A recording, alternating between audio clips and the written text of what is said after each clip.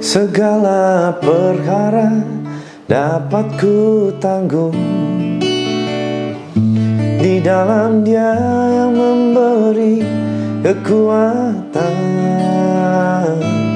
Tuhan Yesus penolong dan sahabat. Tetap percaya Tuhan setia. Segala perkara dapat ku tanggung di dalam Dia yang memberi kekuatan. Tuhan Yesus penolong dan sahabat. Tetap percaya Tuhan setia.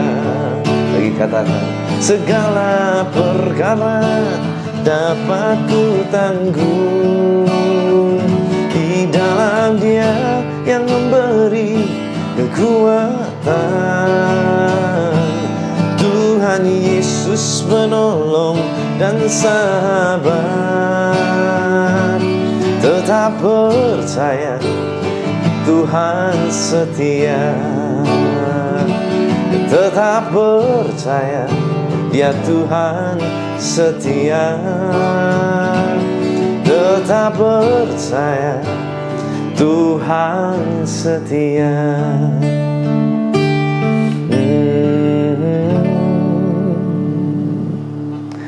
Shalom saudara, dalam episode kali ini kita akan belajar satu topik firman Tuhan yang saya beri judul adalah self-rewards. Self-rewards.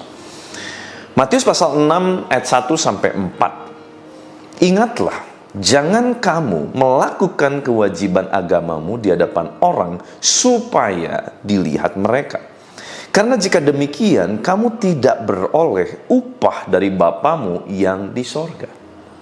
Jadi apabila engkau memberi sedekah, janganlah engkau mencanangkan hal itu seperti yang dilakukan orang-orang munafik di rumah-rumah ibadat dan di lorong-lorong, supaya mereka dipuji orang.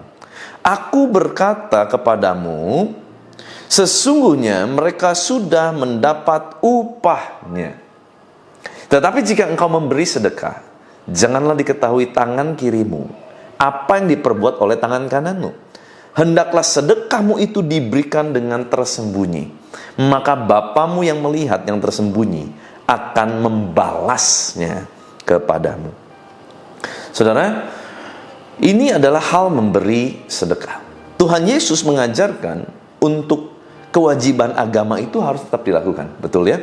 Makanya dikatakan, ingatlah jangan kamu melakukan kewajiban agamamu di hadapan orang supaya dilihat mereka. Jadi kewajibannya tetap dijalankan, tetapi jangan dengan sebuah motivasi yaitu pengen dilihat orang, pengen dipuji orang, saudara ya. Jadi tetap bukan berarti kewajiban agama tidak dilakukan. Salah satu kewajiban agama adalah memberi sedekah, memberi kepada orang yang membutuhkan. Nah, saudara, kata kewajiban agama yang dimaksud di sini menggunakan bahasa Yunani eleah mosunai, yang artinya adalah memberi untuk orang yang sangat membutuhkan. Waktu kita lihat kira-kira ini orang memang membutuhkan, nah kita memberi, kita memberikan. Nah itu artinya kita sedang menjalankan kewajiban agama kita. Tetapi lebih dalam lagi Tuhan Yesus mengajarkan di ayat berikutnya adalah, jika engkau memberi sedekah, jangan mencanangkan hal itu seperti yang dilakukan orang munafik. Jadi artinya, jangan itu dengan sengaja direncanakan dengan tujuan supaya kita mendapat pujian. Tetapi betul-betul itu harus keluar dari hati yang sungguh-sungguh. Nah saudara, menarik sekali di sini ada penggunaan dua perumpamaan tangan kanan dan tangan kiri, saudara ya. Di sana dikatakan, jika engkau memberi sedekah, janganlah diketahui tangan kirimu apa yang diperbuat tangan kananmu. Nah, ini maksudnya bagaimana? Sedangkan ini tangan dua-duanya punya kita, toh gitu ya. Saudara, ternyata waktu saya gali, kata tangan kiri dalam bahasa Yunani aristeros, itu diambil dari kata dasar airo, yang artinya adalah hal pertama yang kamu angkat. Hal pertama yang kamu angkat, saudara ya. Dan tangan kanan menggunakan bahasa Yunani dexios, itu artinya a place of honor, ya. Tempat di mana kita mendapat penghormatan. Jadi artinya apa? Saat tangan kiri memberi, tangan kanan tidak boleh tahu. Artinya adalah jangan sampai kita menakar antara penghormatan apa yang akan kita terima saat apa yang kita berikan itu naik ke permukaan. Jangan dalam hati pun, istilahnya gini ya, bukan hanya orang lain gak usah tahu, bukan cuman itu. Orang lain gak tahu, ya memang itu harus, jangan sampai kita memberi supaya untuk dilihat orang, karena kita udah langsung dapat upahnya. Buat apa? Kecuali memang dengan sengaja kita pengen mendapat upahnya adalah pujian dari orang. Kita memberi dengan sengaja gitu ya. Kita dipuji orang, selesai. Kita tidak lagi mendapat upah di sorga. Tetapi di sini diajarkan kalau kita mau memberi dengan sungguh-sungguh dan supaya betul-betul kita mendapat upah dari Bapa di sorga, itu caranya gimana? Tangan kiri angkat, tangan kanan nggak boleh tahu.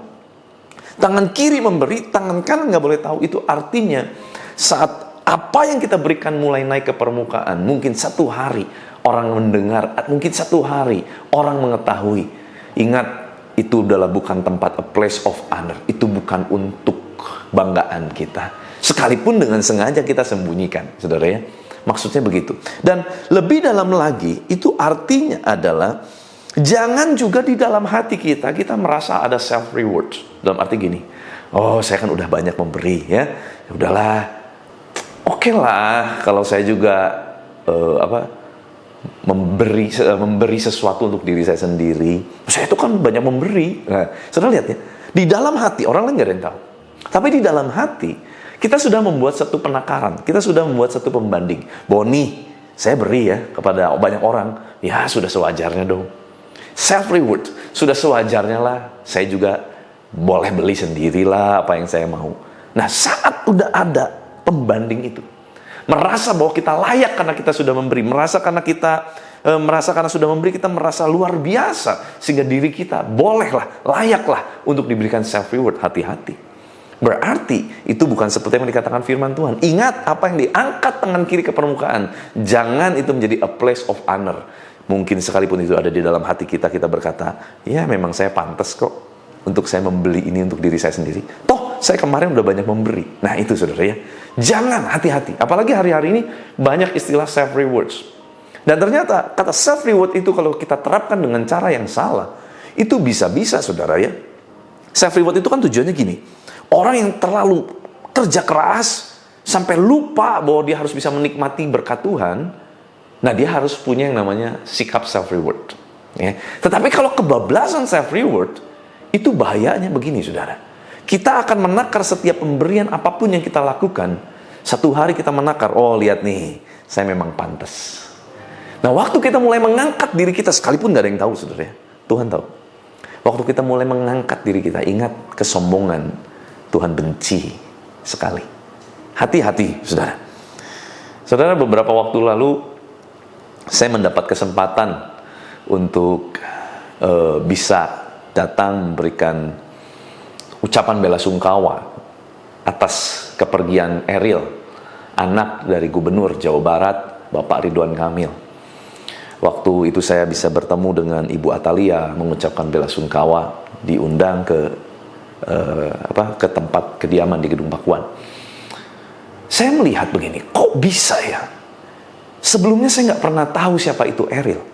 Tetapi tiba-tiba belakangan ini hampir banyak sekali media massa itu menceritakan tentang Eril. Dan mengejutkan sekali, ada satu yang menjadi pesan dari Ibu Atalia adalah lanjutkan perjuangan Eril. Apa? Perjuangan apa, saudara? Dan buat saudara mungkin nggak tahu, ternyata Eril berjuang untuk orang-orang yang membutuhkan. Eril berjuang untuk orang-orang susah, orang-orang miskin. Dan dia melakukan kegerakan secara rutin, yaitu gerakan 1000 nasi bungkus. Tidak ada yang tahu, saudara. We never know apa yang dilakukan oleh Eril. Tetapi, lihat, ya, ayat ini bilang begini, bagus banget. Ayat ini bilang begini. Hendaklah sedekahmu itu diberikan dengan tersembunyi, maka tetap ada upah kok saudara. Apa yang kita lakukan sembunyi-sembunyi, yang baik tentunya, maksudnya sedekah ya, ada upahnya. Upahnya apa? Bapamu yang melihat yang tersembunyi akan membalasnya kepadamu. Bagaimana ratusan ribu orang ikut menangis, ikut sedih, padahal mungkin gak kenal. Saya pun sedih, saudara. Padahal saya juga tidak kenal secara pribadi dengan Ariel. Tetapi kenapa begitu disambut dengan luar biasa? Kenapa begitu kepergian Ariel ini begitu begitu ditemani, didampingi oleh masyarakat yang begitu banyak? Saya yakin sebab Ariel melakukan hal-hal tersembunyi yang orang lain gak tahu, tetapi Bapa di sorga tahu. Tetapi ada Tuhan yang tidak pernah buta melihat apa yang kita lakukan untuk sesama kita. Maka dari itu saudara, kita adalah orang-orang yang diberikan anugerah besar di dalam Kristus. Hendaklah hidup kita pun membagikan anugerah itu, anugerah besar itu. Dengan apa? Salah satunya melakukan kewajiban agama kita. Apa yang dimaksud itu adalah yang tadi saudara ya, kita memberikan sedekah, memberikan kepada mereka yang membutuhkan. Saudara, mari kita jangan menjadi orang yang tawar hati.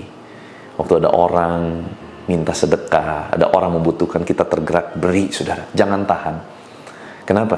Karena mungkin itu adalah dorongan dari Roh Kudus dan memang kita harus berikan.